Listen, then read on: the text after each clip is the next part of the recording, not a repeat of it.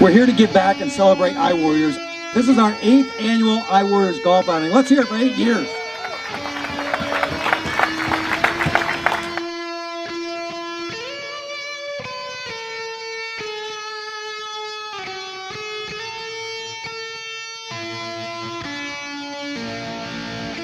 What is iWarriors? We're here because of iWarriors. iWarriors was started by Kim and Tim Bartz from Moldcraft. Amazing people. Their influence and application in the industry is amazing. And they decided that they wanted to give back. They had a vision of helping our military and what that would look like. And their way of doing that was to give iPads to combat wounded veterans to say thank you. There are over 25 sponsors for this event, including Molded Marketing LLC, Punch Industry, Inco, Mold Making Technology, United Tool and Mold, Durachrome, NGN, Legacy Precision Molds, Mastic, Pulco, Joseph Motorgun Associates, Cimatron, SPE Mold Technologies Division, Reaction Plastic Solutions, AMBA, Slide Products, Standard Cutting Solutions, Chandler Tool, International Mold Steel, Falcon Plastics, and Westminster Tool, and that is... You know, if you've ever been to this outing, you know that this is not about the score, it's not about winning, it's not about any of that. Remember that you're out here for a reason other than golf. You're out here to network, you're out here to have fun, and more importantly, you're out here to give back to those veterans.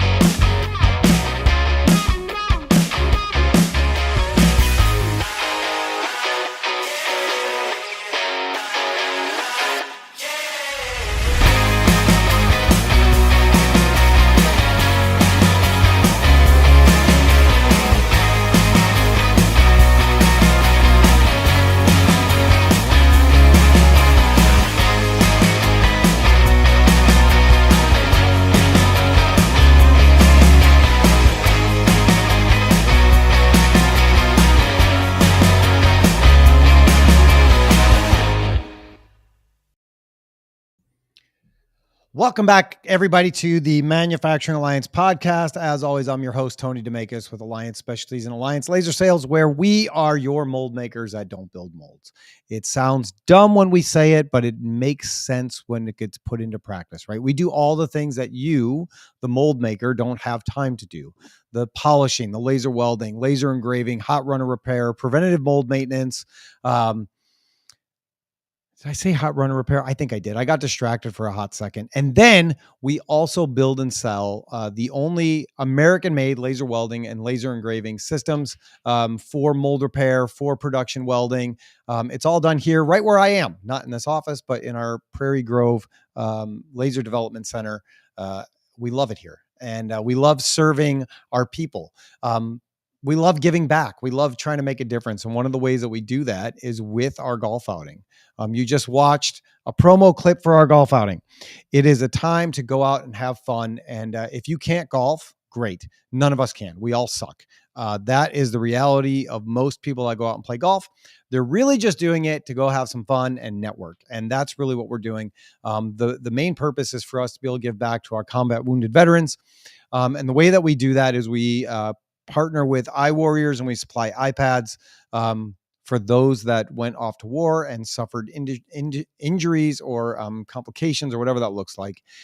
And you might ask why. Why is an iPad so important? It's so important because it allows our veterans to remember that we remember them, to know that what they put out there has value. And it allows them to communicate with their loved ones if they're in the hospital. There are special apps on the iPad to help with PTSD and excuse me, exercises for brain repair and brain exercise and things like that. So we are still looking for sponsors. We're still looking for golfers. We're looking for people that want to come out and have some fun and not take things seriously. We don't keep track of the score. When I tell you that this is not about the golf, it's really not about the golf. It's about making a difference for the people that matter. And so we want you to come out and join us. We think it'll be a great time. September 19th here in Illinois. You can go to the website alliancegolfouting.com or just scan that QR code and come out and play with us. It's going to be a lot of fun. Another way that we give back is through donating money to the Tim Tebow Foundation. For every laser welding or laser engraving machine sold, we want to put an end to human trafficking and the trafficking of children. And the way that we're going to do that is through the Tim Tebow Foundation and working with him to eradicate that. So if you're looking for a welding solution for your shop, you're tired of outsourcing it, you're tired of downtime and waiting to get stuff back. Good news. You don't have to. You can bring in your own fiber laser welding machine that is built here in the United States, and then you can help out a cause. You can help end human trafficking, which is something that we all really want. Coming up on my radar is the National Plastics Association Conference. It is September 22nd through the 25th in Orlando, Florida. Whitney Tavares was on a couple weeks ago, and we talked exclusively about this. We spent a lot of time talking about why the conference is important, who's going to be there. It's the people that are involved in plastic. So if you have a say in plastic, right, you don't know how you feel about it, you work in plastics, come and see what the boards are talking about. Come and see what the people that are investing are doing and trying to say about plastic waste and sustainability and the tariffs and all the stuff, right? All the things that are really important to us as manufacturers. It's going to be a great week. They have speakers, they've got board members, they've got all kinds of things that are happening. There's an opportunity to go out and clean up waste and plastic and give back through Flip. The leaders in plastics, the future leaders in plastics.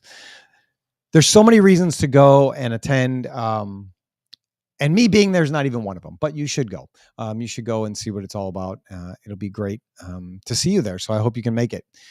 And then after that, almost right after that, we're going to be in Boston for Med Device Boston. It is September 30th through October 1st. And it's going to be an opportunity to learn what's going on in the world of med device and getting your products made, right? We're going to have expert-led technical sessions on the latest innovations, immersive hands-on workshops so you can test drive cutting-edge medical technologies.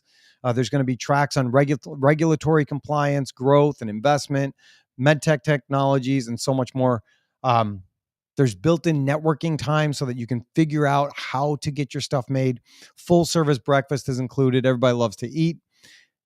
And we're going to have some great speakers. There's going to be some great speakers there. Chief Safety Officer of Johnson & Johnson, MedTech, CCO from Best Buy Health, the executive from Boston Scientific, and so much more.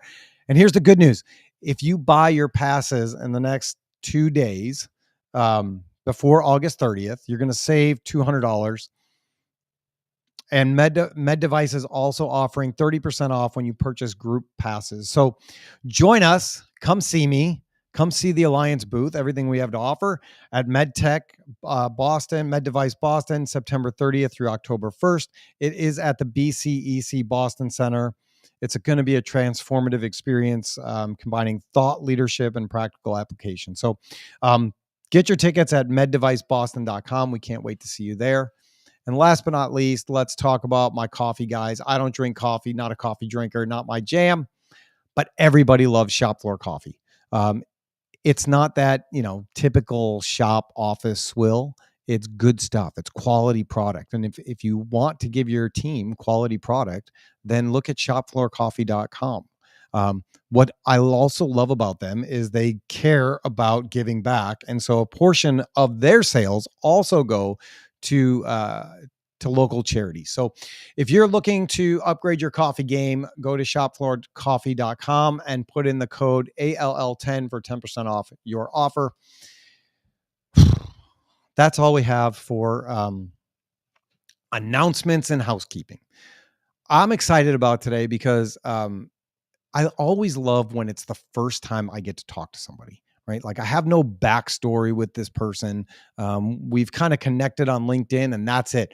But literally the only conversation that we've ever had was 5 minutes before we started playing the video. And so it's going to be new for all of us. So if you are joining us, do me a favor and say hello in the chat. Put your name, put your company name, put what you're here for, what you want, what you're hoping to learn. And as the conversation is going on, just remember that this is live. And so if you want to chime in, you have questions, we want to answer those questions. We don't want to just talk at you. We want to talk with you. And so the Manufacturing Alliance podcast is always a platform for a conversation and sharing ideas and growing together. So I'm going to bring in our guest today. His name is Alex Bolan. And here he is. Alex, how are you, my friend? Dude, I'm doing pretty good. I'm a little tired. Mentioned to you a little while ago, we've got a 2.5-year-old and a 5-month-old, and sleep is a inconsistent luxury, I guess I could say at this point. Yeah. So a little tired, but we're good, man. It's a beautiful day. It's beautiful in South Carolina today, and I really can't complain too much than that. Not only that, but at that age, those kids are so cute. They are. Yeah. You know, it's when they get hard to be older. mad at 'em. It's when they get older and you go, listen, you're not even cute anymore. You're just a pain. Like I only love you because you're mine. You're awful. You used to be adorable. Now you just give me a headache. Yeah. Yeah. Hopefully that doesn't happen to you. Hopefully not, but I'm gonna relish and bask in the glory that is this age right now. That way, I can cling to these memories when I do have headaches in the future, because I'm sure they're inevitable. Like we all were little knuckleheads as teenagers and young adults. I'm sure it's going to come back to me sooner than I think. Yeah. Yeah. Are the kids good sleepers? So the 2.5-year-old, a little boy Jack, he's starting to get better. He's and we still have maybe he'll wake up once or twice in the night, but he'll go back to sleep pretty easily. But he was a hard sleeper from the beginning. Like from day one, it was rocky for about 2 years. But our youngest, our little girl, she was doing really great up until about 4.5 months.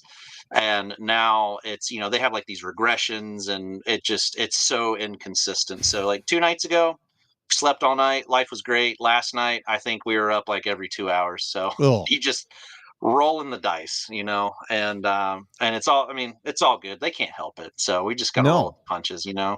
So when you say that you were both up every 2 hours, is that just like you taking turns getting up, or if like you have a rule where if one of you gets up, you both have to get up, it's teamwork, or do you go in shifts?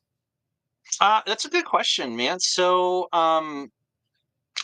my wife, she bears a lot of the responsibility here, and sometimes she'll let me sleep when the kid wakes up, so she's up a little bit more than me per se. But there's just some nights where like the kid will wake us both up, and I just like I'm laying there and I have this huge sense of guilt of like I can't go back to sleep. Like my wife has just been crushing it and so selfless with me and the baby. And so I have a little bit of a call to, once she gets done feeding the baby, I'm like, give her to me. I'll stay up and, get her back to sleep and get her back in the bassinet so she can catch whether it's an extra 20, 30 minutes or sometimes an hour. Right. So like last night, for example, I think the kiddo woke up around midnight, and I just, after she got done feeding, I told Emma, my wife, I said, just give her here.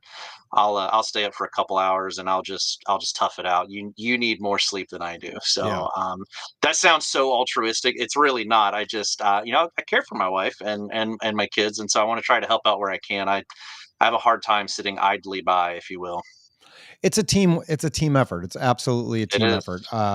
I know that I have some friends that, they would have kids, and if their wife got up to feed the baby, then they would get up with their wife and like sit by their wife and like, and the way that Kelly and I always did it was like, we're doing this in shifts, right? Like, if she generally did the weekdays because she was home, And on the weekends, I would let her like try and catch up on all the sleep. And I would do all the late feedings, or, I would do the one before bed so that like throughout the night. Yeah. And then as the kids got older, she would wake up tired. And I'm like, what's wrong? She's like, the kids were in here multiple times. I'm like, they were? They were? I had no idea. I didn't hear a thing. Wow, I love it. Yeah, that could be me. It probably will be me soon, but I'll tell you the biggest thing, and you may be able to resonate with this. I'm sure a lot of people do, right? Like kid number one, um, I was up because I was just like, I don't want Emma to fall asleep with the kid while she's feeding, and an accident happened, and we're just so hyper aware. And then kid number two rolls around, and all of a sudden you're on like man to man defense here, because if Yeah. the baby wakes up, I need to be ready to go be with Jack if he wakes up, and so the dynamic shifts. And you're right, like it does take a little bit of a team effort of figuring out that rhythm and that pattern, but it's been a lot more heavy on me with the toddler and her with the baby. But we're finally getting to a point where not that it's mixed up more. For a while the baby just only wanted mom, right? Just only wanted Yeah. Emma. And so now we're getting to a point where she's letting me rock her to sleep again, and I'm really happy about that. I like the bonding time too, but now though it's I told Emma, I was like, one of us needs to be sleeping. We both can't be tired because we've we've got two of them now. Somebody needs to be rested, cognizant, and alert, while the other person is just surviving. And if like we got to tag team it, so be it. We'll figure it out. But we got to work together on this one. Yeah. And that's a lot like work, right? I mean, we can pivot this right into a work conversation really easily. Like you have to be fresh and focused in order to be your best at work, just like you have to be fresh and focused to be at your best to be a parent, to make proper decisions, to be able to do what's best for the good of the organization or your family. You can't do that on zero. No, it's impossible, right? It's it enters so much variabilities that get amplified, like safety, for example. Even if you have an office job, just a good old cushy corporate job, right? Like maybe you still commute, but if you're operating at zero, that drive to work is now like what, 50 times more dangerous than it was before, just because you're operating at a lower level. And then like you said, decision making too, it gets to be very burdensome. I had an experience probably, I don't know, maybe about a month ago. We really had a rough week of sleep. It was like both kids just really weren't sleeping this week. And I was sitting down here at my desk on a Thursday afternoon at like 1 o'clock. And I just, my inner self said, self, you just can't make any more decisions. Like you're so tired that just even the thought of having to physically click on my browser to open the next window was like just beyond exhausting, getting very emotional. And you have to recognize those moments to be able to take a minute to step back. Like again, both family and work life, right? Like when you know you're operating at a disadvantage, so to speak, with, let's say, lack of sleep, you need to be self-aware, because you not only want to get yourself hurt, anybody else around you hurt. But if you need to take a step back and regroup and take a breather, if people fault you for that, they're not good leaders. And I don't want to, say that everybody has bad leaders, but good leaders can understand that you need to take a minute to regroup, because if you're consistently operating at 10%, that's helping nobody. Right. But if you can take a day or two to regain yourself back to 60, 70, 80%, it's time well spent, time well invested. It's good preventative or preventive maintenance for the body, mind, and soul, right? And that's a big part of what we're going to talk about, is that idea of maintenance and prevention. I know there's times where I'll come back into work after a road trip or a long trade show, and I'll just come in and touch base, like flight lands, or you get back from the road trip and you come in and you just walk through, make sure everybody's doing okay. It's like touching base with people, and inevitably somebody's like, hey, can I talk to you about this thing? And they'll go on for a little bit, tell me what's going on, and then want a decision. And my answer on those days is, this is a no decision day. Like, we'll talk about this tomorrow. This is like a fact finding mission. Now, if there's something that absolutely needs to be made, sure, I'll call my partner. We'll talk through what that's going to be, and then we'll make a decision. But generally, I need to listen to my body and say, like, I'm foggy today, and any decision I make is probably not going to be the best decision. I might get lucky, but today is a no decision day. Tomorrow we'll tackle that thing. Today is just what's going on. How are people doing? What needs are there? Is everything okay? Let's move forward. Yeah, absolutely. So let's talk a little bit about you. I believe that we have a lot in common. What is, first of all, who is Alex Bolan? Like, what's your background? Man, I know, where to loaded begin? question. Yeah, no, it's good. I've actually been spending a lot of time, and I don't want to say a lot, some time in self-reflection over the last week of just where my life was, let's say, 15 years ago, as about a 14, 15-year-old little knucklehead in high school, to where I am now. I'm 33. I keep forgetting I'm 33. I think I'm like 36 some days, but I just stopped counting when I hit 30, right? So, and, and I also had a wise man once tell me that, we were, at the time I was 20, I think, and we were joking about age, and he's much older than me. It was I was actually EMT for a while, and I'll touch on that in a second. But he was my paramedic partner, and he said, he's like, buddy, I may look young and you may look young, but it's the miles on the Mm, belt, not the age of the vehicle right here. And boy, there's a lot of miles on this belt. And that's something I jokingly say a lot is, I unfortunately look a little rugged. I got fair skin. I spent a lot of time in the sun, so I look a little a little weathered, but got a lot of life miles under the belt. And so anyway, I've just been reflecting through some things. So to give kind of the cliff notes, my father, Tony Bolan, started our company, DigitalThinker, 22 and a half years ago. okay. And I think I was 6 years old at the time. So I was pretty young. I distinctly remember the events that led up to this, though. My dad was a plant manager for a electronic manufacturing facility here in Simpsonville, South Carolina. And my dad also served in the South Carolina National Guard for 20 some odd years, honorably, and was a communications officer or signal officer. And I think it was 1999. The electronic factory lost a government contract, and so they laid everybody off. And so my dad lost his job. And I'll never forget getting picked up from private school. I was going to Pleasant Grove Christian Academy at the time. This is a tiny school, and my mom was telling me all about it, and I was trying to comprehend. But what I remember most was the pivot that my dad made, which was he became Mm, a MP2 consultant, an old CMMS. I say old CMMS, but it's a legacy system that came out in the mid 90s, and the company that developed it, DataStream, was headquartered here in Greenville, South Carolina.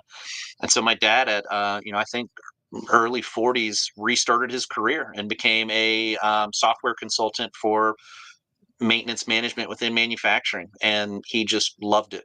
And mm. fast forward about, I don't know, maybe 3 years.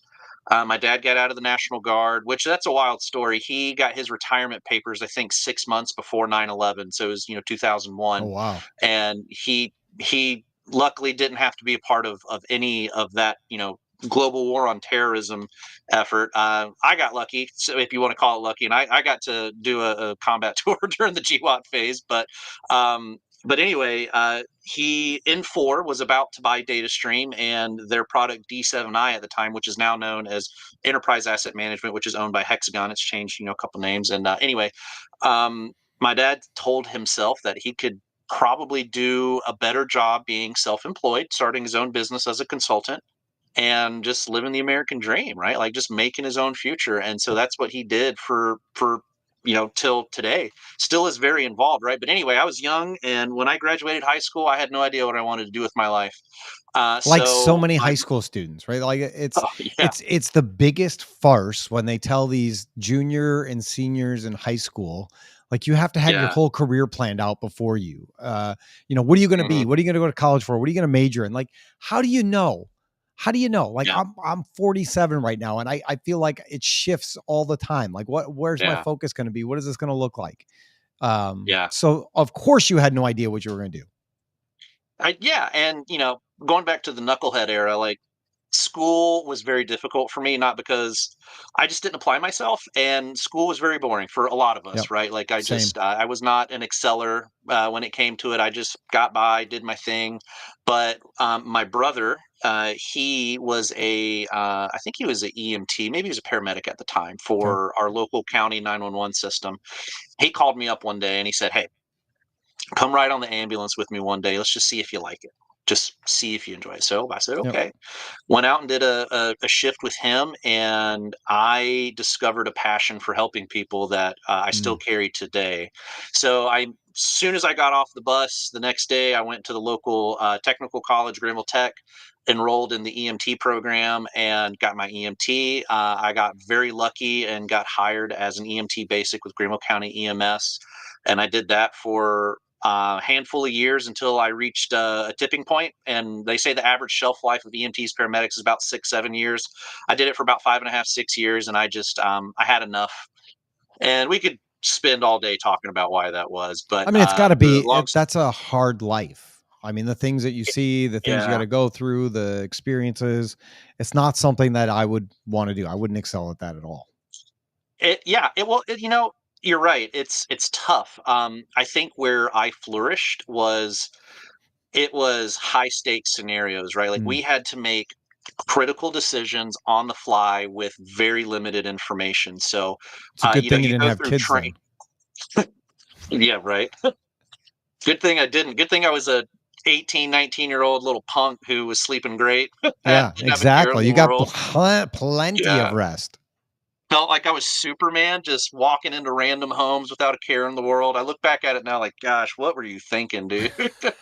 But you show up on scene and you have sometimes less than a minute to assess a patient, probably having one of the worst days of their life, right? Mhm. What insert any form of medical emergency, and so over time you get good at it, but you got to assess the situation incredibly fast. You need to Yep. start acting immediately and multitasking. So not only while you're physically acting, whether that's placing somebody on oxygen, taking a blood pressure, or starting chest compressions, or whatever it may be, you need to start asking questions and listening using your ears to ascertain what happened to get us to the situation today, whether it's a like Hollywood moment 911 incident, or even if it's just grandma who's feeling sick today and she doesn't have a ride, so she can't get to the hospital or can't get to the doctor, or she's just scared. You really need to listen to the people, Right. listen with intent, and give them your utmost and divided attention, give them confidence, earn their trust. And that, I think, set the foundation for what the rest of my life was going to be. So anyway, I left the EMS world. I had a few odd jobs here and there, and then I enlisted in the United States Army Reserves. Um, Totally different path in the Army. I'm a 42 Alpha, which means I'm a human resources specialist. But I have a special skill identifier called Fox 5, which means I do military postal operations. So I'm basically the mailman of the army. So when I served my tour in Afghanistan, I was running the mail, what's called the Regional Mail Distribution Center at a Bagram, and then we would go out and do what's called rodeo missions and provide mail services on smaller fobs or outposts within the country. And then as the drawdown, I was in 2020, not too long ago actually, but as the drawdown came, we scaled back. And anyway, so I've been in the Army Reserves for coming up on 9 years now, almost 10, and got back from my deployment. I was looking for a job, so I did a little bit of executive recruiting, headhunting engineers for startup manufacturing, and loved it. Mhm. And then my dad asked me one day if I had any ambitions or thoughts or wants to join the family company. And at first, I was like, maybe. I don't know. Like, I Yeah. don't know if I can do this, and I don't know. I don't know if I can find the passion, and I don't know if I'm going to uphold his legacy, right? Like, there was a lot of self doubt that came into it. But then the more I thought about it, I was like, you know what? Dad's kind of asking for a little bit of help, but he's also deserved this time to live life. And if there's anything I can do to help out, I'm going to do it. I'm going to try. Yeah. And so that brought me into Digital Thinker, where we are today, which is a alliance and channel partner for Hexagon's enterprise asset management, or Hexagon EAM. Like I said, we resell the software. We provide the implementation, training, coaching, integration. Insert any component you may need with the software. We can help and facilitate and support that. But we're also trying to drive into the new age of today, adapt, right? And so we're adding a few other products to our portfolio to become experts in, while also everybody on the team becoming a little bit more familiar and becoming better subject matter experts in operational excellence, maintenance management, asset management, reliability, I don't think we're ever going to claim to be a reliability company or an actual maintenance company, right? But we need the knowledge, and we're all very hungry. And so that's the cliff notes to bring us almost quite literally to today. Nice. I love So that. I love that. yeah. And so for people that may not know, people like myself, you mentioned Hexagon. What is Hexagon, and how do those things play together? Yeah, so Hexagon is a $22 billion a year company you've probably never heard of. So it's a small place. They yeah, it's very very small amount of annual revenue.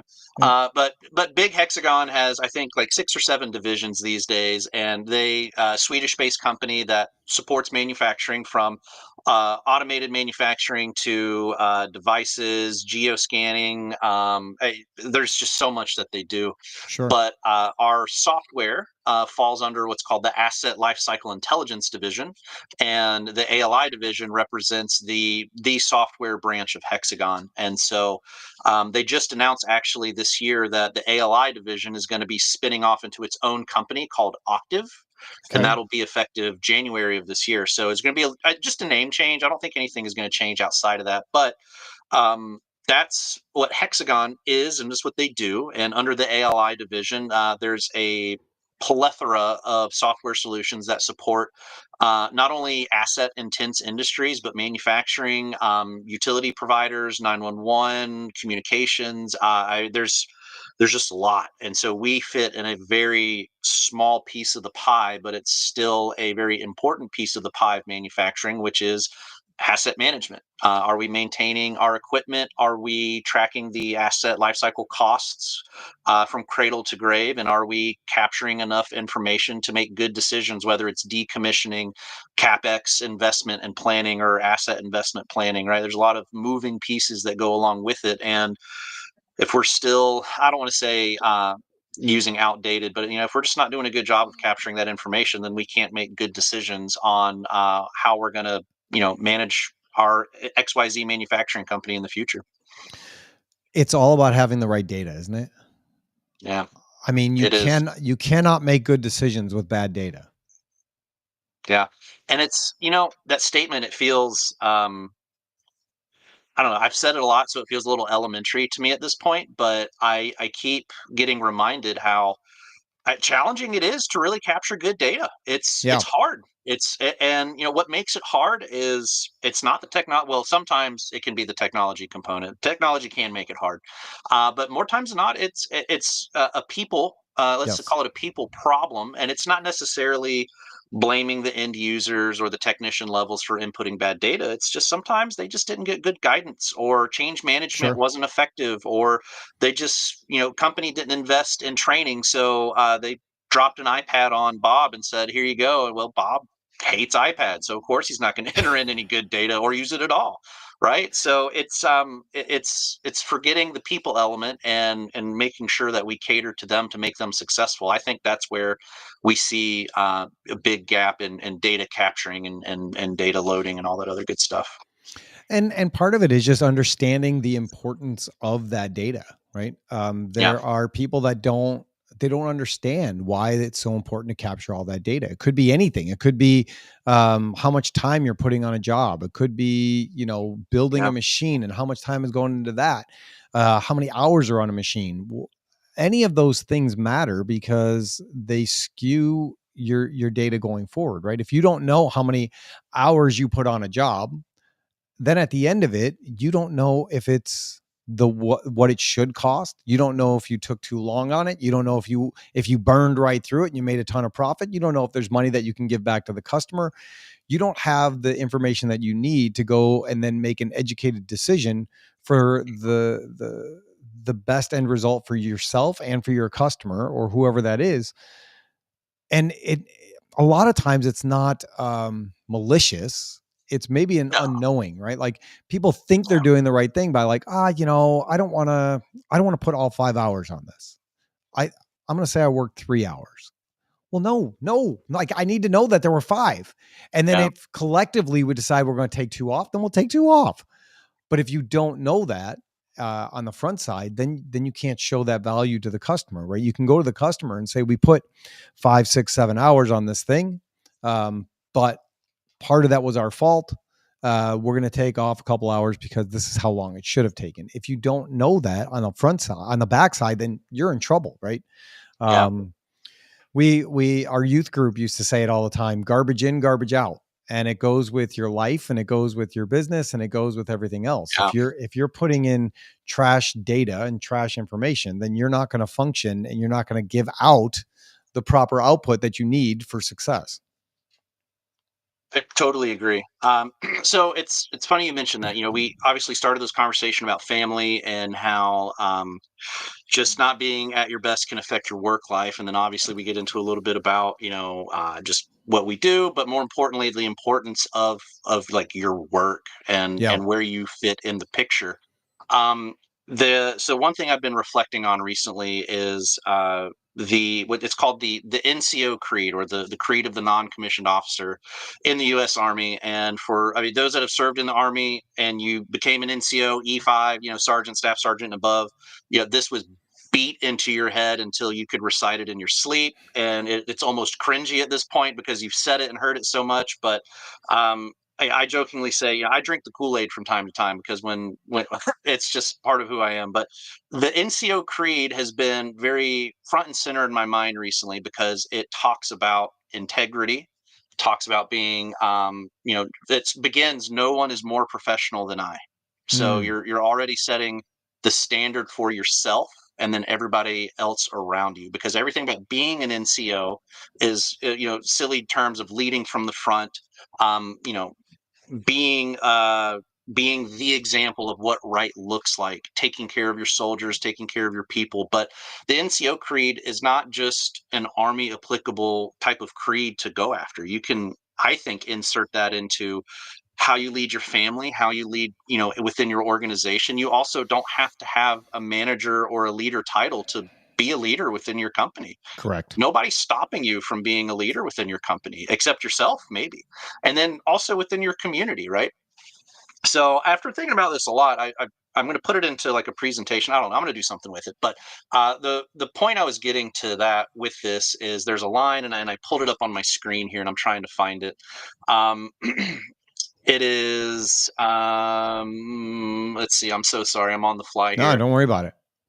Oh, this is what happens when there's no prep work beforehand. On my part, Yes, not on exactly. your part. On both of our parts. Yes, exactly. Okay, here's the line. So this is the line. So the line is, I will not use my grade, which is your rank. I will not use my grade or position to attain pleasure, profit, or personal safety. And so for me, that says, I am going to do what's right, even when nobody is looking. And then there's another line, and I can't find it right now, but it's something along the lines of, I will not let anything compromise my, oh, here we go. I will not compromise my integrity nor my moral courage, which means you're not going to obviously compromise your integrity, but you're not going to be afraid to speak up when something's not right. And so why did I talk about all of that? It goes back to data input, or how are we managing our assets? How are we executing maybe our maintenance strategy or asset management strategy? And it can feel like I'm a small cog in a big machine within these organizations, but everything you do has a significant impact. If you don't have the moral courage to stand up and say, I've worked on this piece of equipment 18 times over the last 2 weeks, and it's a safety hazard, somebody's going to get hurt. And then whether you have, the guilt of, I didn't say anything, I should have said something. That's one element of it. But the other component is, like, people need to know. It's like you're going back to saying, like, we need to report the right amount of time that we did this, because we need to just have accurate and honest data. And I think that's, again, going back to the people element of encouraging and reinforcing, and not only being good leaders, but promoting good cultures where you can see something and say something without fear of retribution, because you want to take some ownership of what not only your job is, but the company you work for. You don't have to be like me and drink the Kool-Aid constantly. You just want to do a good job, and maybe you want to get promoted, maybe you want to get a pay raise, maybe you want to make it a safer workplace for everybody else. And you can't do that if you just sit idly by every day. If you just clock in, clock out, not my problem, not my job, you're helping nobody. You're not even helping yourself at that point, And so anyway, that's a little bit of you're really not. And say it's a machine that's broken, and you're frustrated that this machine is broken again.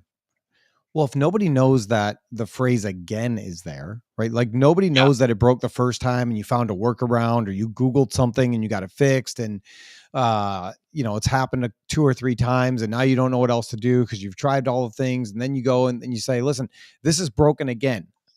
As the leader, you're going, "Oh, what do you mean again? When's the first Yeah. time? Like, why didn't I know the first time this happened? Again, to your point, not so that you could be like, what did you do? Why'd you break this? But okay, cool. How did it happen? What happened? How do we fix it? What's the right way to fix it? How do we make sure it doesn't happen again? There doesn't have to be anger when stuff like that goes wrong. It's a matter of Mhm. learning from it and saying, okay, this thing happened. Yes. How did it happen? Why did it happen? How do we make sure it doesn't happen again? Like those are the questions that you have to ask. Yeah. I get more frustrated as an owner and as a leader when somebody now I like when something goes wrong and somebody finds a solution for it, right? Sure. Um, but I also want them to bring it to my attention so I know, right? Like, hey, Yeah. Tony, this thing happened. Don't worry, not a big deal. We found a solution. This is what we're going to do. Are you good with that? Cool. Great. I Yeah. love that, right? Um, that's way better than this is broken. You handle it. Like, I don't want to do that.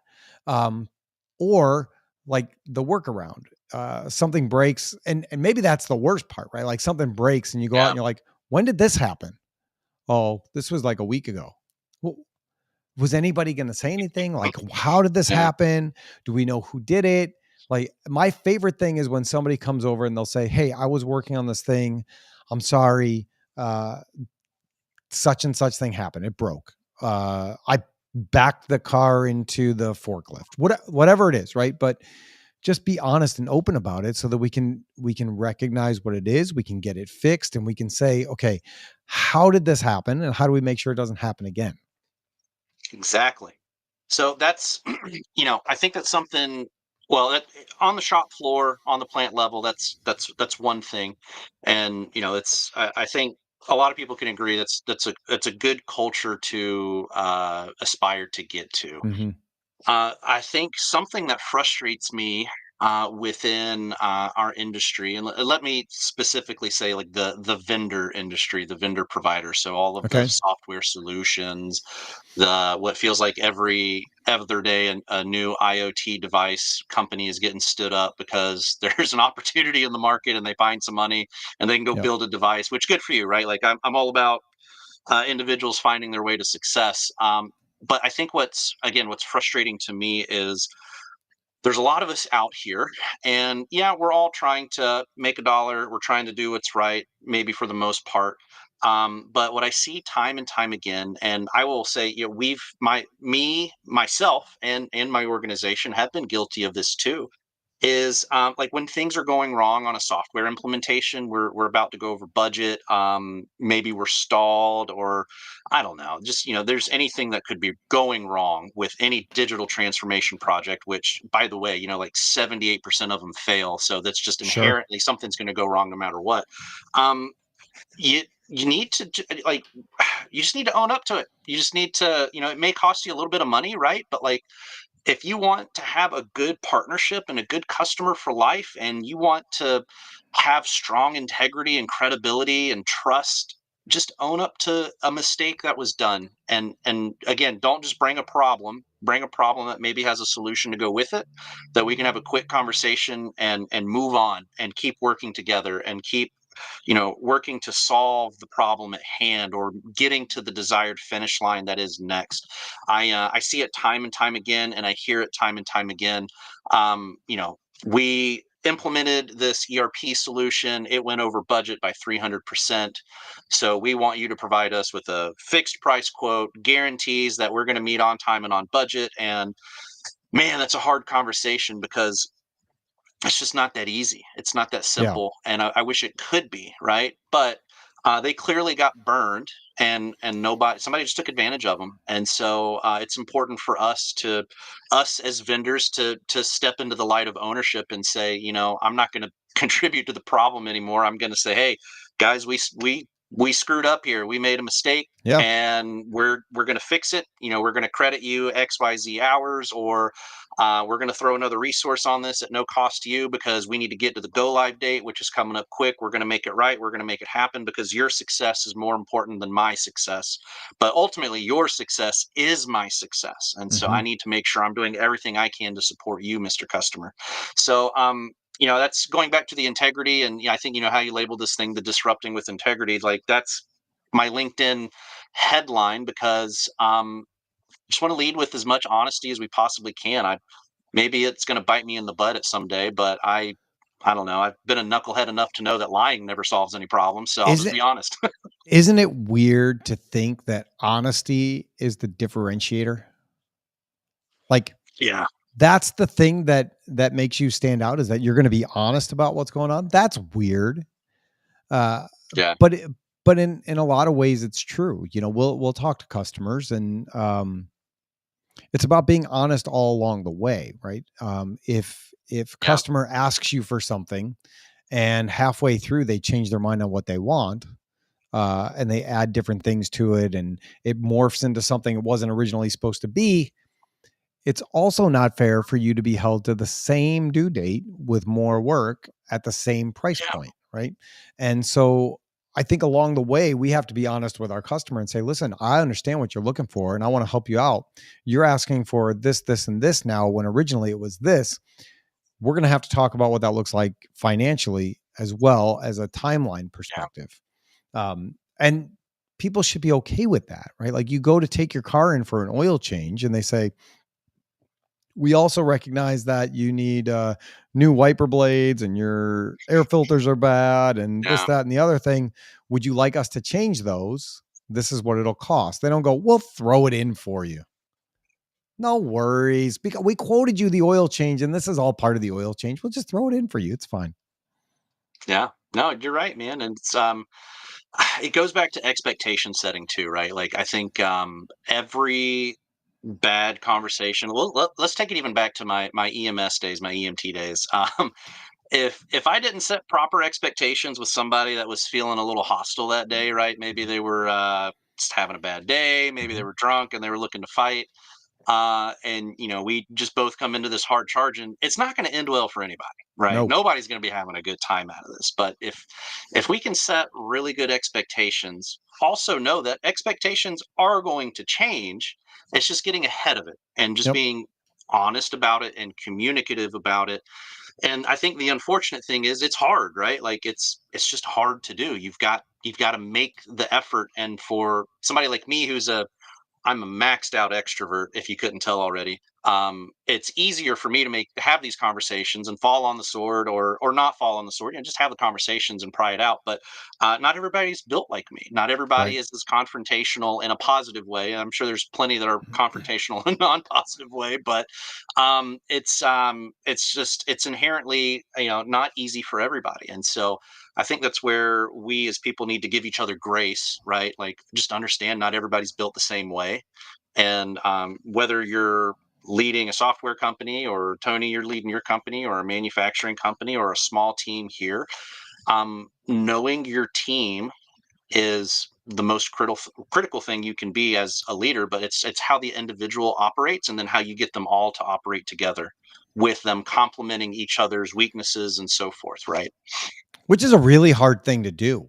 I mean, it's a difficult thing to build trust with people, and get people to stay in their lane is never the right terminology for that, but to own what they're doing and not worry necessarily about what everybody else has got going on and what they're doing, but like, focus on your job and your task, and the other stuff is going to be fine. If everybody focuses on what they need to do, then we're all going to be better. Does that mean that you ignore what the other person's doing? No, pay attention to it.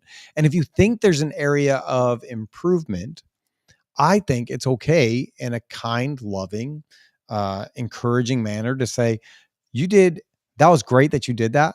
Have you thought about doing it this way? Like, that doesn't always have to come from the top. That can come from a peer. And sometimes, if it's done the right way, it can be accepted better from a peer than it can be from from a boss or a manager or somebody else, because it's less embarrassing maybe. Yeah. Instead, what tends to happen is you have somebody will recognize something, and then they go to the next person in command and they go, "Hey, did you know that so and so did this thing?" And you're like, "No, I didn't know that. I saw them. That's what they did." Okay, did you say something to them? No, No. I didn't want to be a jerk. Okay, well, what do you want me to do with that? Like, Yeah. so now we have a bigger problem because I'm not the one that saw it. And if I bring it to their attention, what does that mean? That means that somebody else saw them do the thing. And then instead of talking to them like a human being, they went behind their back to go tell the next person in command to say, now you go do something about that. Well, how am I supposed to know that that happened? That person's going to know that somebody told me, and they're going to go, where did you hear this from? And then you have a he said, she said game on your hands, and you don't know what's what. And so, it's not a new idea, right? No. It's a biblical idea on how to handle this. And that's not a bad thing, because there's a lot of knowledge in the Bible. I don't know if y'all know this, but there's a lot of knowledge in the Bible. And one of those things is, if you see something that is wrong, call it out in a loving, encouraging, and caring manner, directly, right? One-on-one. So Alex, I see you do something. I'm going to say, hey, do you have a second? Yesterday I saw you doing that thing. It may not be the safest way to do that. I'm just letting you know, I did that once before. This is what happened. I care about you. I just want to make sure nothing happens. Just wanted to let you know. Right? Yeah. Easy, simple.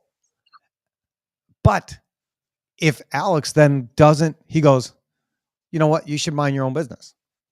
I'm going to take care of me. You take care of you. I'm not saying that would be you, but if that happens, like, Alex has been warned, there's been an initial conversation, right?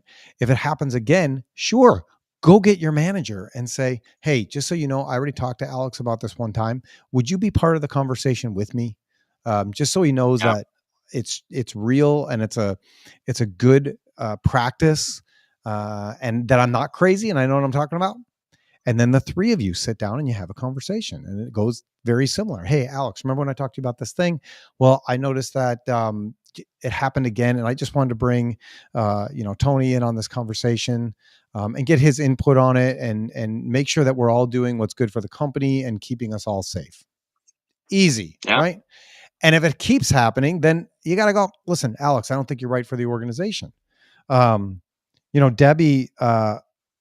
Debbie Fraley sent us a message, and she says, contemporaneous notes or it didn't happen. Document all conversations and meetings. That's a really hard. I mean, I agree, because we've had issues in the past where we don't document all the things and the issues and the conversations that happen.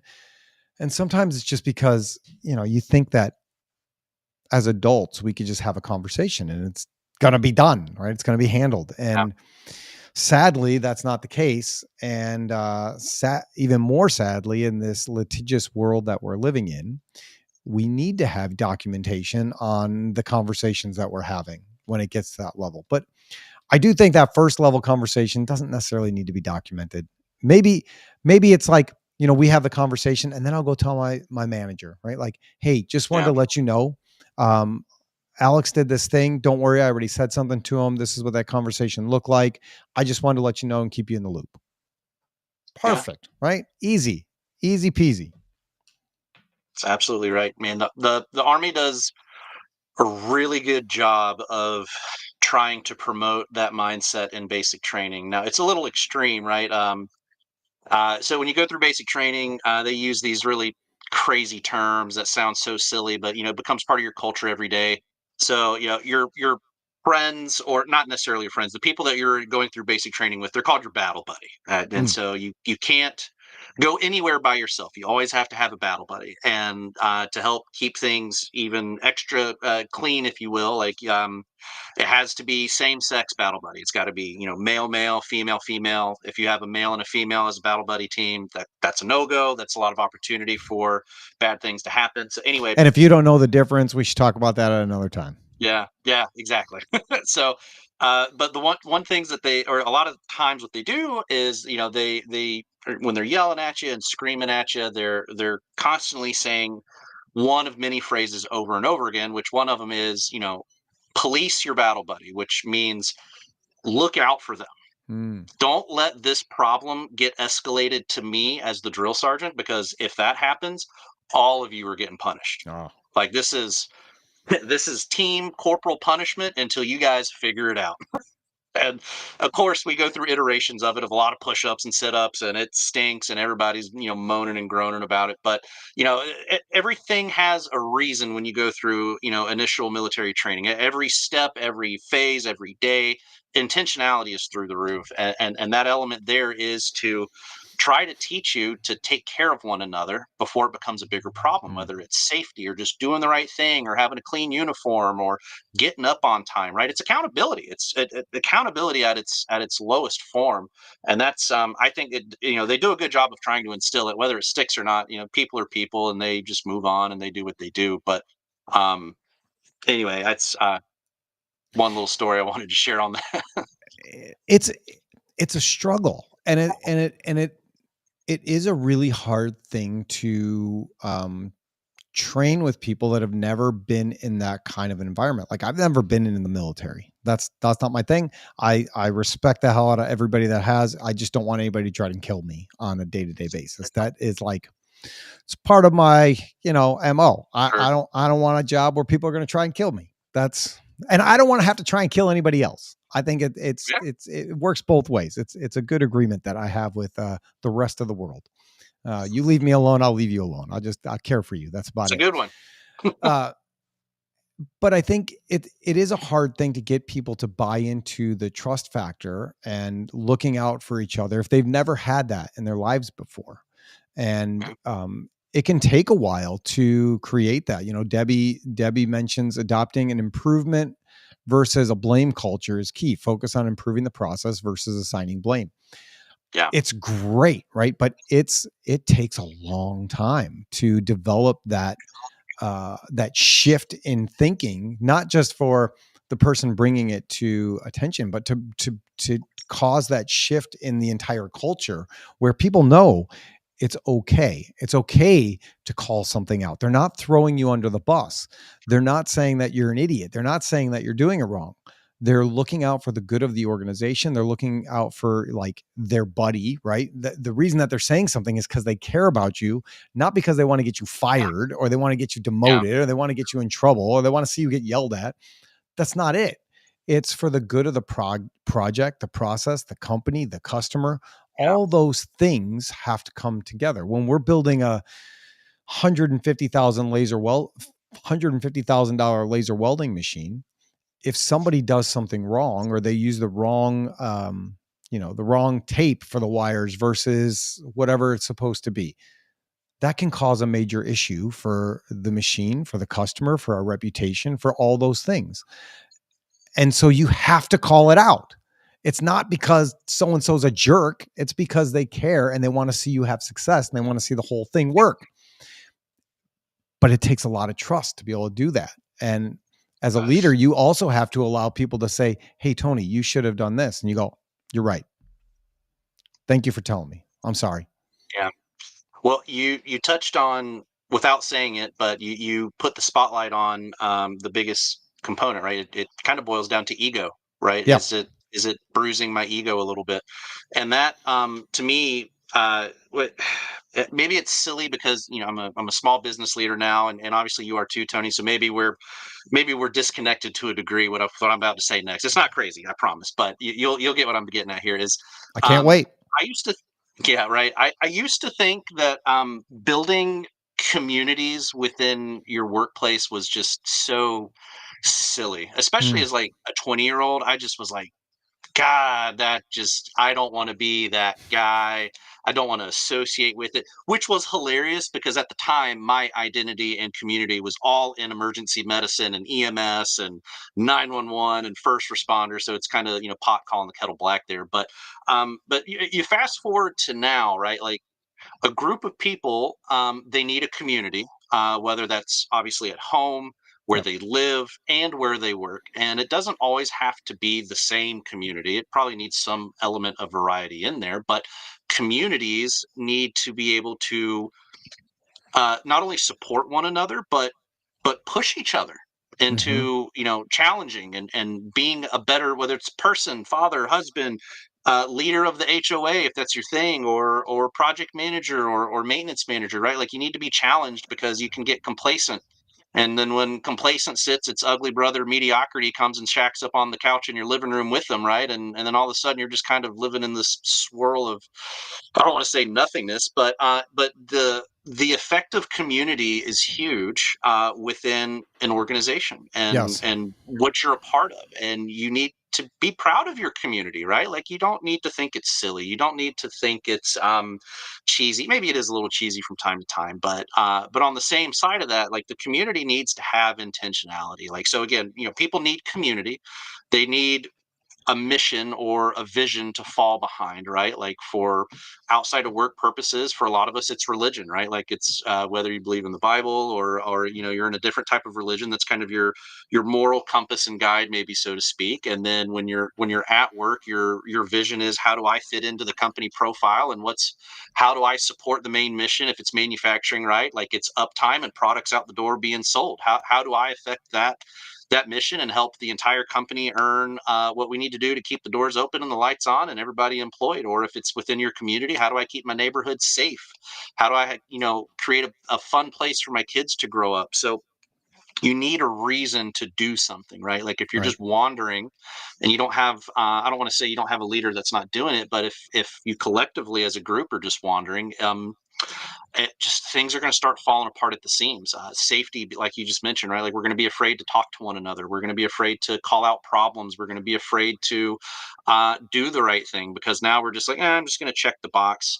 Like, we're going back to data collection. This is full circle, I promise. I had a facilities and maintenance manager ask me, within our product, this isn't a plug on the product, this, I promise, is a genuine question. He said, how many failure modes can you list within your product that can help support root cause identification of why a machine failed? And I was like, dude, we can put as many failure codes in there as the days are long. That's not the answer you need to hear, though. The answer you need to hear, though, is, do you already have a list of pre-identified failure modes or codes that are the easiest for your in-level technician to select? Just for example, if we want to keep talking about doing the right thing, making it easy for data collection, if somebody's trying to close a work order, and in EAM they're called problem codes, failure code. I can't remember what they're called in EM. Anyway, you hit the button, and if your drop down list is like 250 selection points, and they're all these garbled up letters in a different kind of naming convention and nomenclature, if you're like me, the first thing I'm looking for is the other button. Mm. And I'm hitting that, and I'm not putting anything in the text field as to why it's other. I'm hitting close, and we're calling it a day. That's poor data collection. We're not identifying why this machine maybe failed. The Yeah. technician level doesn't need to know why it failed. They just need to have, they need to put somebody down the right path to investigate. So, going back to good data collection, doing the right thing, this small thing affects the big puzzle. Is we need to make it simple for them.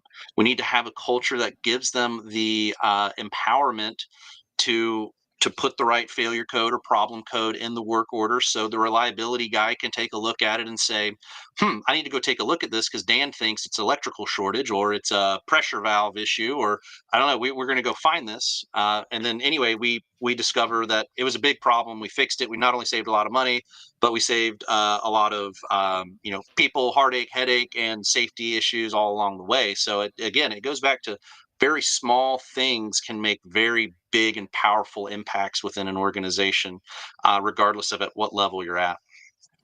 I agree with you 100%. I got distracted for a hot second because a woman who used to work Sure, here man. walked by to visit, and she's retired now. So that was my little wave, Fun. and I just sent her a message saying, "I'm sorry, Yeah. I can't No, grab you all right good. now." But Yeah. I've always since I came back to Alliance and been on board in a leadership role, I look at the company like a sports team, Yeah. and exactly what you're talking like. the coaches have no problems calling out players, right? And the leaders on the team have no problem calling out players because they all want to win a championship. That's what they're there for, Yeah. is to win the championship. And I look at Alliance as our sports team, and I look at the manufacturing landscape as our game. And the number at the end of the year, if we hit our goal, we win the championship, right? And there's fruits for everybody if that happens. Yeah. And so we all have to be comfortable in doing those things and calling out what needs to be called out so that we can win the championship. Uh, because that's always my goal, is win the championship and take care of the people around us so that we can continue to do that. And I think if you can look at your team, your company, as a sports team, it all starts to click a little bit more, right? Yeah. You got to have the right players on the field. If you don't have the right players in your organization, you're not going to win the games. If you're not going to win the games, you're not going to win the championship. Yeah. If you don't have the ability after a game to go look at the tape, like whatever sport you're thinking about, they're going back afterwards and they're looking at the tape and they're reviewing what worked, what didn't work, and how they, not so they can harp on it and say, now you're running laps afterwards, or you're if you're a hockey Yeah. fan, now you're skating, lines, you're doing all that stuff. That's not the purpose of going back and looking at the tape. The purpose of looking at the tape is to say, where were we successful and where did we miss the mark? How did we give up on the win? How did we lose this deal? How do we win this deal? Let's figure that out and sit down and break all those things down so that we get better for the next game. And sometimes the players need to have a players only meeting, and that's okay Yeah. also, where that's exactly what we were talking about before, where somebody has to call that out. And that's all part of maintenance and data collection and getting better and doing all those things, right? Like, you're maintaining your team, not just your equipment. And so you Yeah. have to have those little moments with your team. You have to have those moments with your culture and your organization. It's funny when you look at football team, right? Um, it's the craziest looking thing. They are all hyped up for each other. They're ready to play. They're doing their huddle, and they're like, in the middle, chanting, calling it out, getting ready. And everybody wants to be part of that, right? Like, if you're not in that huddle, you want to be in that huddle. If you're in the stadium, you're cheering along with it. You're so excited and hyped to be there, and you think, man, that's cool. I would love to be in the middle of that. And then, to your point, with culture and within the organization, you try to create that in your business. And you can have people that go, listen, we don't need the rah rah. We don't need all to be best friends. We don't need to do all this silly stuff. But on Sundays, when you watch the game, you go, man, it's so cool how they stick up for each other, isn't it? It's so cool in a hockey game when the star player gets cheap shotted and somebody's right there at their defense and they're fighting for him. Well, we Yeah. can have that in our organizations. And if we all had that in organizations, then the whole body of the organization is going to be stronger, and we're going to be able to get through those tough times, those lean times, the times when things don't go well, better collectively, because now we're all in this together and we're all trying to learn and grow and get better. And it's not me versus you, it's all of us versus them versus the competition that's out there. Yeah. But it's again, it's not, I wish it was an easy thing to just build, but it takes time. Yeah. Takes time, effort, energy. A good friend of mine. Shout out to my buddy Daniel Allison. Him and I were having a conversation. He hosts a little local, I guess you could call it podcast series, but just engagement, where we were talking, and he says, "You know what, Alex? You know what really evokes change? What really drives, let's say, a sale or gets people excited about you and your product? It's energy. It's the level of energy you bring to the table." And it's true. It's Yeah. just, and you explained it perfectly. It takes that energy, that mindset that we're here to accomplish this mission, and nothing is standing in our way. And we're going to do it, and we're going to be better for doing it. And I'm going to support everybody around me that's part of it. So it goes back to, creating a good culture, creating a good community. So yeah, man, that's good stuff. I love it. I love it. Debbie says she's a native of New York, and no surprise, I have no filter. No filter, right? Yeah, relying on documented processes to escalate non-performance or misses has helped me to build a very strong relationship with my team in Ireland, where personal relationships are prioritized over business relationships. It's business, it's not personal. Mm. Mm. That's Again, complex right there. and it's Yeah. hard to separate. It's hard to separate when it's business and it's not personal, Yeah. because even though we say that, it feels personal because we're personal beings. We're not business beings. We're personal beings, and so I think it's good to practice humility and getting out of that ego space and being willing to hear feedback from people and grow and it's really easy when you're not the smartest person in the room and you don't know all the stuff. That makes it really easy. Like we had a meeting yesterday and we're doing a repair on a customer's laser welding machine. And, our engineer and our service tech and the guy that's in charge of building the machines, they're all out there and they're talking to me. And I've never done any of those things. I've never built the machine. I don't run the machine. And I certainly don't service the machine. So they're talking to me, asking me like, how do we want to handle this? What do we want to do? And what does that look like? And I'm giving some feedback and listening. And I was like, hold on, I need even more brains in the room. So I went and got the other two engineers and I brought them in and I was like, okay, now let's talk about this collectively and let's figure out what the best course of action is. I want everybody's input. I want everybody working as a unit together. So nobody feels like at the end of the day, they can't say, well, that's not what I would have done. Nobody asked me what I wanted to do. I want all the voices, all the smartest voices in our company. I want them in the room to help make the best decision, so that we can have success. Yeah. It's absolutely right, man. You gotta, well, it's science-based, right? Multiple data points to make good educated guesses, good educated decisions. Back to asset management, you need to collect right data multiple times over and over again to get a good trend on helping make the right decision. But I think the more important thing that you do with that, Tony, is you're silently fostering an environment where everybody has ownership and even the small problems that come before you, and they become a little bit more invested, right? Like they feel seen, heard, they feel trusted by you and everybody else on the team, and that those small things give people the freedom and flexibility to, I don't want to say be better, but be more of themselves, right? Like Sure. just give them a little bit more confidence to operate in the way that they see fit and they can do best within the parameters given before them. So it's awesome, dude. I love hearing that. That's my hope. We'll see. I think it's working. I think it's working. It's hard to tell sometimes, but I think it's working. Yeah, it is. I agree. When you get, multiple generations all rowing the boat, it's hard to get everybody to row exactly in the same cadence, in the same direction. But it's the key is to do a little bit every day and continue to get a little bit better. Not every change is this big, sexy, sweeping change. Some of them are little, minor changes that make a big difference.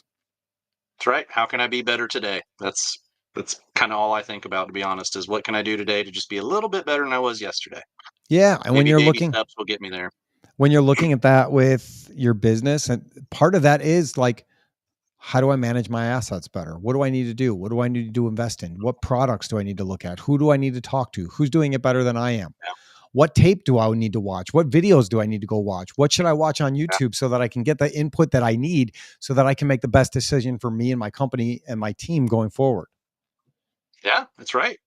Dude, I'm glad you mentioned that. Shameless self plug here. Yeah, I mean, do it. so that's something that we believe in wholeheartedly. Going back to user adoption and technology and how it's hard to achieve because of training, or insert any parameter there. Like we sat down about Well, my dad had this idea for a long time. I think we just had a hard time executing it because small companies, right? Everybody wears a lot of hats, so it just Yep. takes a while to get to some of these things. But anyway, we sat down about 2 years ago and said we just need to start cranking out short form how-to YouTube Mm. videos.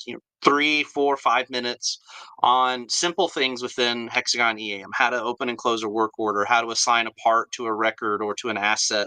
Um, how to implement problem codes, or just little things that are free and anybody can have access to, that doesn't require them to burn a billable hour or spend money on training, but can get the job done today. Because the reality is, if your end users are being effective in the technology that you're giving them to help move the needle in the right direction, well, that has the ripple effect of upward. Everybody becomes happy, because if we're Yep. using the product the right way, then the maintenance manager's happy, then the operations manager's happy because the assets are running and we're going to hit production yields, and then the leadership team is happy because we not only spend a lot of money on this, but it's starting to work and we're seeing the benefits of it. And so I mean, we've been building our YouTube channel for the last 2 years. I think we're at like 150 videos, and we keep adding them weekly. But we're trying to just reduce barriers and knowledge to keep people informed to make good decisions. Whether you're a current Hexagon EAM user or not, you can go to our YouTube channel and get a pretty good idea of, like, does this product work for me or not? Or if I am currently using it, how can I get better at it without, Yeah. a very low entry barrier to it? And then, on that same note, going back to building community and being proud of what we do. Um, we Digital Thinker started a conference about 4 years ago called Streamline Conferences. Shout out to my buddy Greg Christensen with CMMS Radio. He sits on our advisory board. I know you know Greg I well, and do. Good that's how guy. I got connected to you, right? Like, Greg's a really great guy. But Streamline is our approach to building a community of users of EAM, but of asset managers and reliability practitioners and maintenance managers, and sharing knowledge, just sharing knowledge. I think, oh man, which video did I just see today? I think it was George Williams from Reliability X. Oh yeah, he mentioned it in a video we recorded together. Sometimes we need to learn from other people's mistakes, right? Like that's how we get better, but it's being open and sharing that. And so with Streamline, we bring people together for 4 days, and we have user-led sessions and subject matter expert-led sessions. We record all of these videos, and again, we put them on YouTube, and it's anybody can get access to them. Because Yep. my goal at the end of the day is, if you come to my conference or you come to my YouTube channel, or if you decide to want to do business with Digital Thinker, I just want you to be able to find resources as easily as possible, and not nickel and dime you, for one, but two, something that you can do to get the job done today. Because this is a little bit of a tangent, I'll keep it short, but like, another frustration I have is like long sales cycles. Not because I want to close deals quickly, but like, if I'm trying to sell or implement EAM to an organization that needs asset management so they can open and close work orders, but the sales cycle takes 6 to 8 months because of all the decision making process, and then we agree to finally buy it. Now we have a 6 month implementation timeline. Like, I'm telling the guys on the ground, it's going to be a year and a half until I can, alleviate your pain. Yep. I would be so pissed. I would not be invested in that product anymore at all. So, we got to find ways to make it easier, to make it quicker, without sacrificing quality, without sacrificing any of the integrity or anything else that goes with it. And there's some emerging technologies that are doing that, and they're doing a good job of it. But when it comes to complex manufacturing and complex asset management, like, sometimes it's just going to take a little while. But there's things that we can do. There's proactive measures like the YouTube training, for example, to give to end users before we hit go live. They can start getting familiar with the Yep. product, or they can attend a conference, understand what the community and the product and the leadership and the vision behind it is, right? Again, it all comes back to knowledge is power, and we shouldn't gatekeep it at every turn. Well, and let's take that and go back to the sports analogy. If you show Mhm. up for the first game of the season, you haven't opened up the playbook yet, you're useless, right? And so before you get to game one, know what you're going to be running, know what your system is, know what your back end is, know why you're going in this direction. Get on board with the culture and the team and the ideas behind moving forward. Because Yeah. I mean, listen, we got the Bears last year. They were bad. The year before that, they were bad. This year, we all have Yeah. hope that they're going to be good. And part of that hope comes from the leadership and preparing the guys over the summer to be ready to go on day one. and move in that new direction and buy into the culture of what this is. And it takes everybody, and it's got to start at the top, and it's got to come and trickle through all that stuff. And so I think it's great that you have that YouTube channel. I would love when we're done for you to post a link in the comments so people can go take a look at that, and then we'll grab it and put it on our feed as well, so people have it. Scott Peters commented and said, cross-generational integration is the hard part. Some people are so used to the boss making all the decisions that they have a fear of joining in. Which, there's it's real. Somebody out. Yeah, it's incredibly real. There's somebody out there in this world.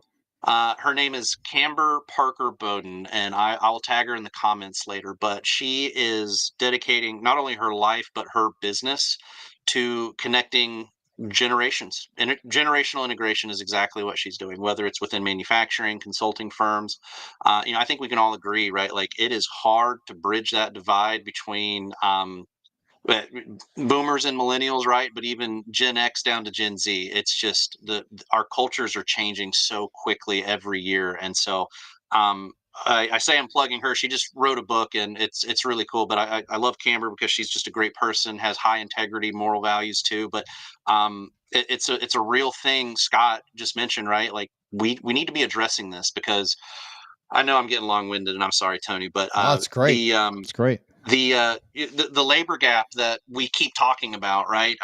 We all know that there's a lot of people retiring this year, and there's not as many entering the trades gap or the trades technical programs as there used to be. So we're having this labor gap issue. But more importantly, you have a large population of individuals, tribal knowledge, right, that have all of this information because they've been doing it for a long time. And then one day, and for a lot of organizations, it's happening right this second, those people are done.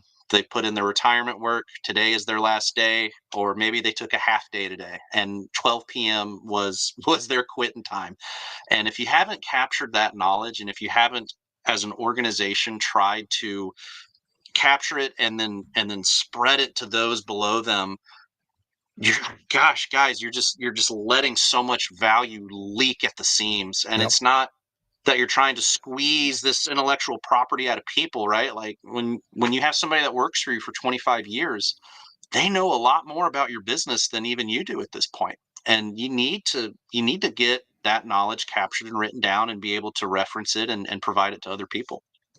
Some of my favorite people work at Westminster Tool, and I don't know if you know those guys. I love them. I love them so much, and they do such a good job with training and onboarding, and the way they do it is pretty brilliant. So when they're training somebody, so they've done this so many times that it's easy now. But so the first time they train somebody, the person that's being trained, it's their job to write basically the Bible for that process. So as they're being trained, they're writing down their notes on how to do all the stuff, right? And so now you have a document. So now that person that wrote that document, when it's their turn to train the next person, that person also gets the document. And if there's things that the new person has changed or new input that they can give person number 3 at that point, it's their job to then add that into the Bible of the process, so that it's a living, breathing document that never gets old. It never gets funky and stale. And you go, why do we do it this way? I don't know. It's the way we always did it. Well, but this is better. Yeah. Why didn't anybody think of that? Well, somebody thought about it 4 people ago, and it just never made it into the document. And so they just have this living, breathing document, and it's brilliant the way that it works. And it's the way that they can keep turning out top of the line molds with one of the youngest mold making teams in the country. Cool. They're all, I love them. I love them. Yeah. They do such a great job. So we're going to start wrapping up here. We're going to do 5 questions, but before we do that, we end every podcast with prayer. And so if you are with us and there are any things that you need prayer for, please put those in the chat so that we see them and we can make sure to pray for them. All right, you ready for some 5 questions? These are Hit me, man. the hard hitting ones. These are Oh, the difficult I love ones. it. These are the ones that I you love can't it. prepare for. If you could make one rule that everyone had to follow, what would that rule be? Oh, um,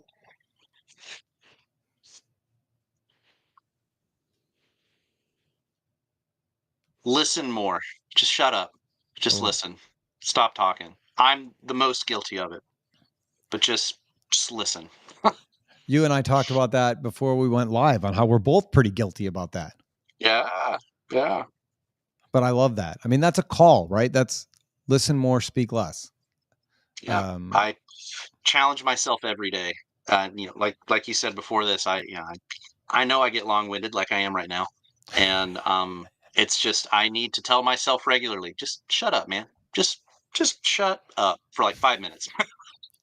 So, Oh, that's why Debbie's so smart. She's from Westminster Tool. She's a Westminster Tool oh, alumni. look at that. She That's why helped she knows develop a the thing or two. process that we're describing. Ah, well, that makes total Wow. sense. Now I know why I liked all your comments and thoughts today. Debbie, welcome to Oh, joining gee, our program there. Yeah, exactly. love it. And at least she's not calling me out and saying I'm a liar about that. She knows that the process is dialed in. That's right. All right, number 2, what is the one thing that you're most superstitious about? And it doesn't necessarily have to be superstitious, but maybe OCD about might be another way to put that. So, Uh, for instance, with me, I always have to put my right shoe on before I put my left shoe on. I don't know why. It's because mm, I'm a little bit crazy. mm. Man, that's a tough one. You're right. These are hard questions. What am I a little superstitious about? Um, okay, here it is. So I I refuse to drive the exact same way to a destination every time I go there. Um, Oh, I I almost exclusively have to take a different way to either get there or get home every time I go somewhere. Now it's really hard with the grocery store that's like a half a mile down the road. There's really only one way to get there and one way to get back, and it drives me insane. But like when we go to my parents' house or my wife's parents' house, my wife is like, "Why are you going this way?" And I was like, "I can't go the same way. I have to go somewhere. I have to go a different way." wow. My wife asked me Yeah, the same thing. Why are you going this way? And it's because I don't remember where I was going. So there's a sure, I'll lot get of there real soon. yeah, there's a lot of times that I might do the same thing you do, but it's not intentional. It's just because I'm not paying attention. That's right. But that's a fun one. Yeah. All right, if you swapped genders for the day, how would you spend your time? Oh man. Um. Well, with the I baby, you might be breastfeeding.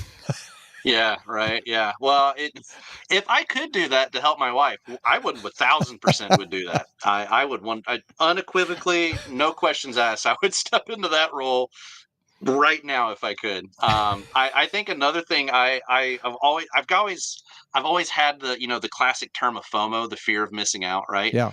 But I think I'd like to stand in the ladies' restroom and hear the hot gossip for 30 minutes. All That's right. I want to hear want to hear what's going on in there. I All want to be right. privy to those conversations so I can I don't know, scratch that itch and say I've heard it and I can now forget about it. Yeah. You can go, well, that wasn't all it was cracked up to be. Exactly. Yeah. All right. That's good. If animals could talk, what would be the rudest and Mm, why? mm. I would say chickens, Oh, um, because they're little dinosaurs and they just want to eat everything. You, the chicken next to them, they are opportunistic eaters and they're little bee holes. We used to have chickens. Long story short, the reason we don't anymore, Hurricane Helene came up and hit the upper part of South Carolina and western yeah. North Carolina. Well, my neighbor had a giant cedar tree that fell in my yard and it smashed their chicken coop. Chickens survived. But what they didn't survive was the raccoon attack that happened about 2 weeks later. And Oh, so anyway, we had to rehome a few and I had to bury a few. But uh, owning chickens for a few years, I learned that man, there's nothing they won't do to eat, and it. And if they get their mindset on something, they will be utter beeholes.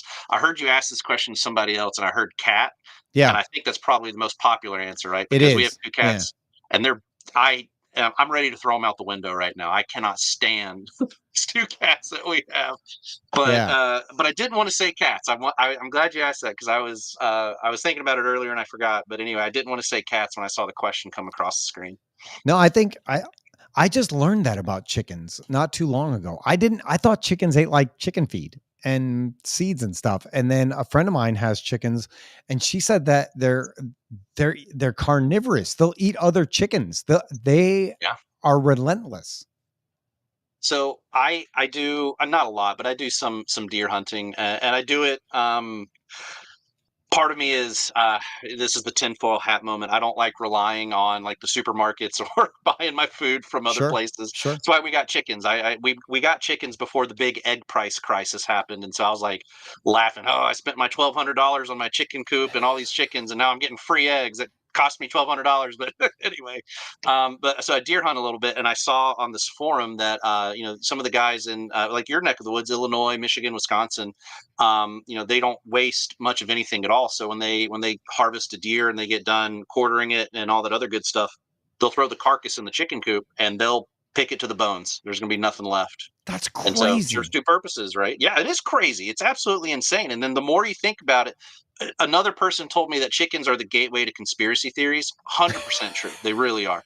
But the more you think about it, like these chickens are dinosaurs, man. Like they say alligators are still the dinosaurs living today. Nah, man, it's chickens, Chickens. bro. It's chickens. Yeah, they're dinosaurs. It I like the misinformation out there about farm life is crazy. That chickens are carnivorous. Like I heard that about pigs, right? Pigs will eat anything you put Yeah, in the yeah, pen. yeah, I yeah, didn't realize that about chickens. That yeah, blows my mind. I saw a video the other day of now it's video on the internet. How do you know what's real? But it was yeah. like, this bird eating a chipmunk or something. It was like, what is happening? I heard chipmunks are becoming more and more carnivorous, or squirrels. Wouldn't be surprised, but that's I thought crazy. I thought Wow. they just ate nuts. Yeah, Now it turns out everything is trying to kill you and eat you, we're just the apex predator, man. which is terrifying. All right, last one. How many? Now this is kind of applicable to you. You're not there yet, but how many kindergarten kids could you take in a fight before you were outnumbered? Oh man, the the barrier to this is low. Probably three, probably three or four. Man, I have a hard time keeping up with my one toddler. I can only imagine if I got ganged up by three or four of them. I'm also a gullible person. If you had the right toddler, he wouldn't even need to fight me. He could just talk his way into getting me to do anything. Like I would just believe him. I would just do his bidding if he was smart enough, which will probably be my child, to be honest with you. So Well, then good luck. Get ready for that one, I guess. And we'll yeah. go from there. All right. Alex, do you have any other points that you want us to hit before we pray and get out of here? Tony, I just want to say thanks for having me, man. I appreciate you. I think I left a comment on a post saying I'd love to jump on your show and just have a conversation, and we had a fun conversation. I had no idea where it was going to go, and I thought that was great. So thank you for having me on today. And the only other thing that I think I want to leave with people is um, just try to be a little bit better every day. You don't have to Yeah. make big strides every single day, but just be a little bit better every day. Start where it's at home. Start at home. Be a little bit better for your kids. Be a little bit better for your wife. Once that starts to hit, then you'll see it improve in work. You'll see it improve in the community. And don't do it just to get the notoriety of it. Right? Do it because you care for your people. It's a really good thought. A couple weeks ago, I went to a youth, not a youth retreat, a men's retreat with my brother, my son, my dad, and it was great. And one of the things they talked about that I think is important for men is men in generally don't have a hard time standing up to the big things in their lives, right? Like they can fight the big things, right? They're ready. They're ready to go. It's the little things in our lives that trip us up and cause us to stumble over and over again that lead to the big things that cause us to fall. And looking at my own life, to your point, like, be better for the people that you care about, your wife, your family, your team, whatever that looks like. I am notorious for not putting my clothes away. Like, I hate it. I had Clothes Mountain in the corner. They sat there for like 7 months. I would just add to the Clothes Mountain.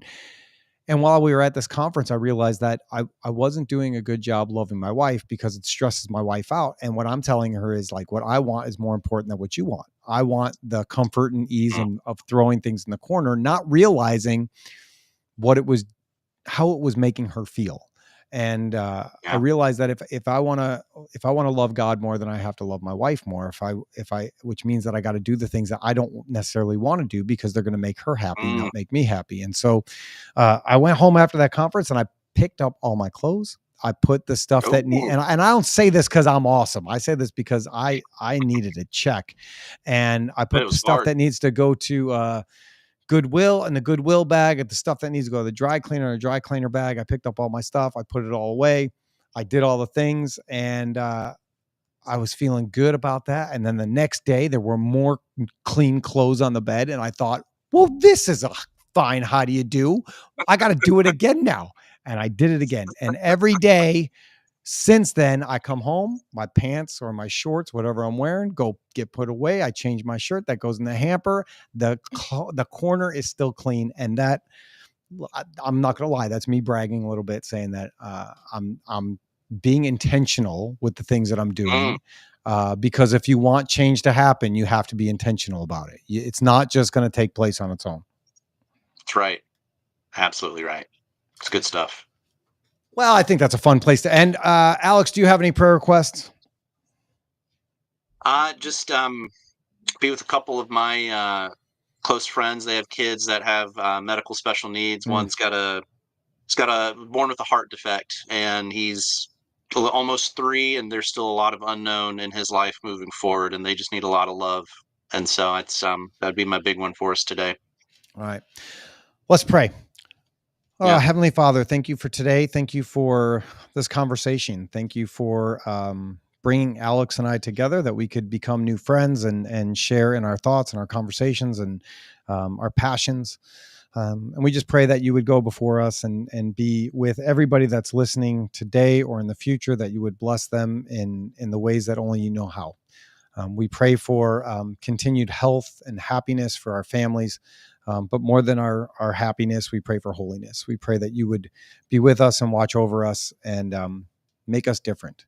We pray for those kids and those families that are struggling with sickness and disabilities, that you would give them the strength and the comfort that they need, and the hope and trust that you are the only doctor that will be able to fix them, either in this life or the next. And we pray for the Warren family, Brian and Marcia and his son, Jake, as Jake continues to battle with cancer at 4 years old. God, it's hard to understand how this is a good thing, but when we trust in you, we know that you will use all things for the good of those who believe, and it will be for your glory. And so we give you all the praise and the glory and the honor, and we love you and we trust you. And it's in Jesus' name we pray. Amen. Amen. Good stuff, Tony.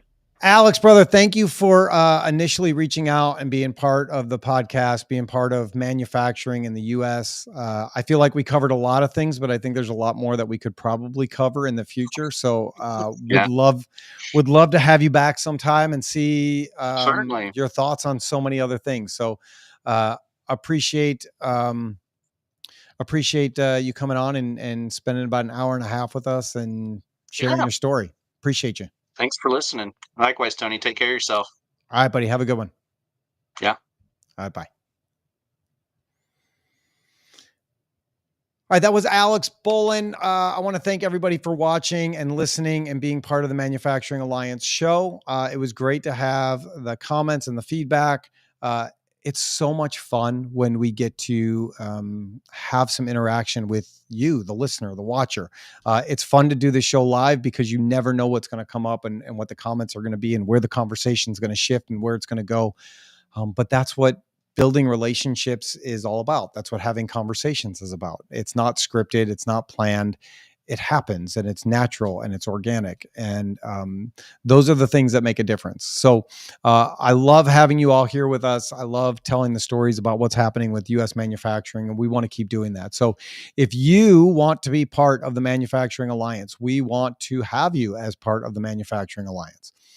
If you'd like to be part of the show, or you know somebody that would be a great fit to be part of the show, please, please, please email us at tony@alliancelasersales.com.